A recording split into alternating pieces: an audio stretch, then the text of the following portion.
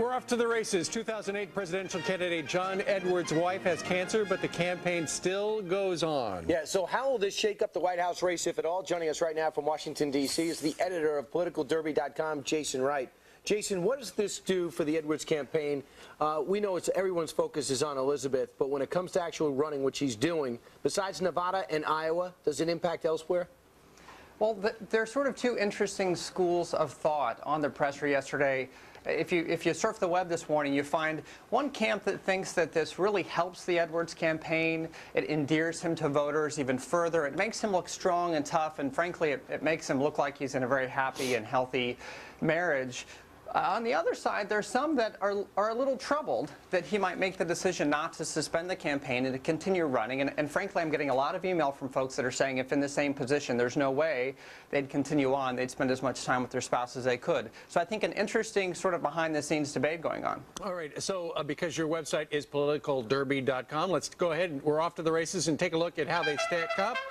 Still in the first position, you've got Hillary Clinton, number 2, Barack Obama, number 3, John Edwards still trailing at number 3.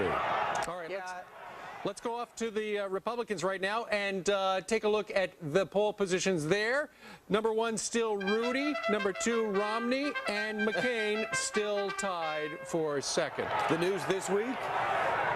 Yeah, that's a close race, really, for 2 and 3. I think that Rudy and McCain, to some extent, Romney and McCain, to some extent, understand that Rudy is really out by a pretty good distance here. He is clearly the front runner. He's leading by as much as 20 points. And so I think those other 2 horses are sort of fighting for the number 2 spot. And most importantly, they need to stay in the top tier. Leading the race at this point isn't nearly as important as just staying in that lead 3, I believe. Right. The rumors that, or the truth that Judy has 3 marriages like Rudy, 6 together, does that matter? I don't know that it matters yet, but in time, sure. The evangelical vote especially, are going to start evaluating Do we have to change the animation to make room for Fred Thompson?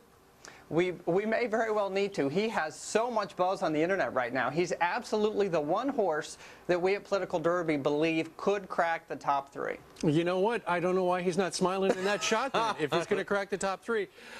Jason Wright, check out his website. It's PoliticalDerby.com. We thank you very much, sir, for joining us live today. Thanks, guys. Have a nice weekend.